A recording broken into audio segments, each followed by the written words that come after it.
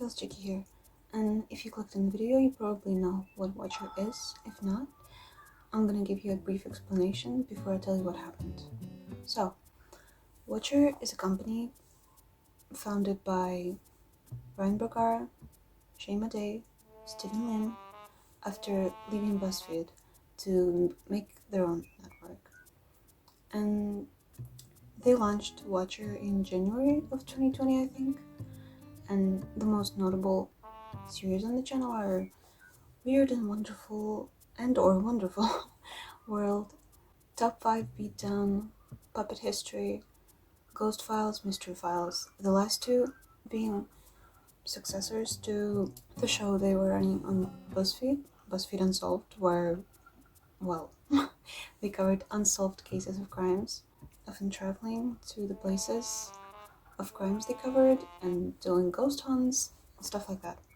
It was an incredibly successful series. Pretty clear. A couple of days ago, Watcher uploaded a video called Goodbye YouTube.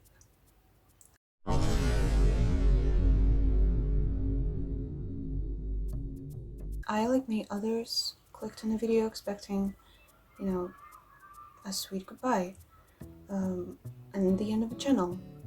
And I guess we weren't too far off. When this video first came out, I decided to take at least a day to see if it's gonna go anywhere, if they're gonna say psych and take the video down. But they didn't. I will spare you 14-minute long yapping that was going on and tell you this.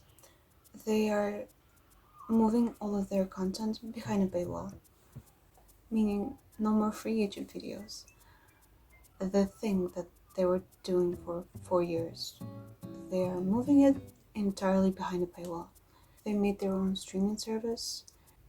It is $60 a year for a subscription. It's $6 a month. $6 a month for one YouTube channel. For one YouTube channel, $6 a month. The reason behind that was they didn't want to make content that would be appealing to the sponsors anymore, because that was like working for two audiences. So they decided they were just gonna take all of the content and make their viewers pay for all of it. But it's gonna be ad-free. We made it so everybody could afford it, says Stephen Lim, and drops the price of $6 a month.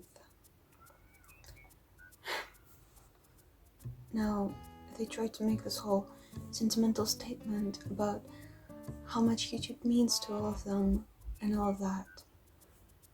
What they failed to consider, I guess, is the absolute greed and I guess hypocrisy in saying that all of their content is going to be now paid for.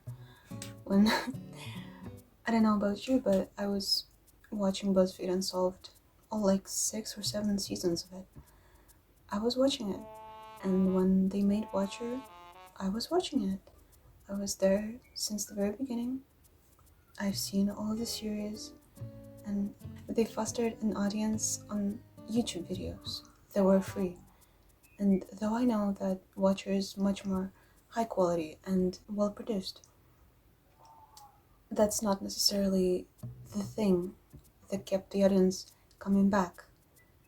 It's the chemistry between people that keeps the audience coming back. It's not the production cost, it's chemistry. And I think it's very disheartening for all of us to see that it almost feels greedy, because they have a very successful Patreon.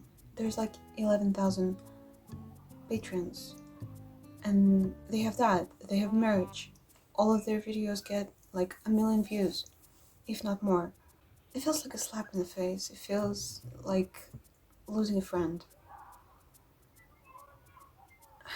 And I know it's not that serious, and some people can afford it, but $6 for one YouTube channel with all the other subscription services, with the fucking YouTube Premium, to pay extra $6 and for them to say that it's a reasonable price.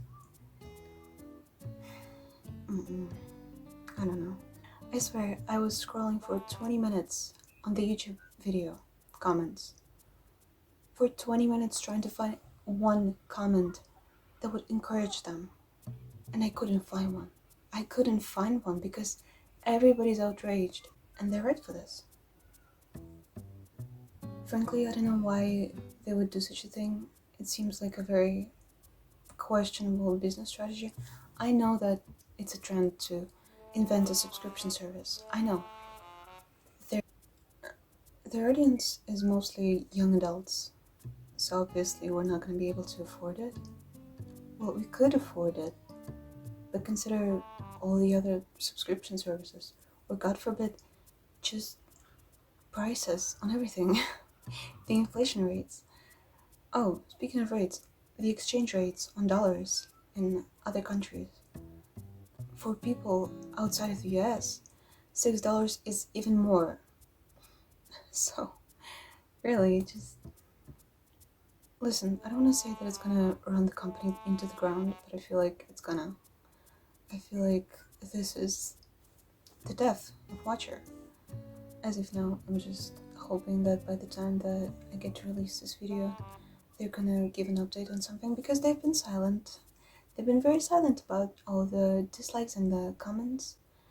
I'm not sure why. This feels even weirder than releasing a statement, but they've been silent about it, and I hope they at least know what they're doing.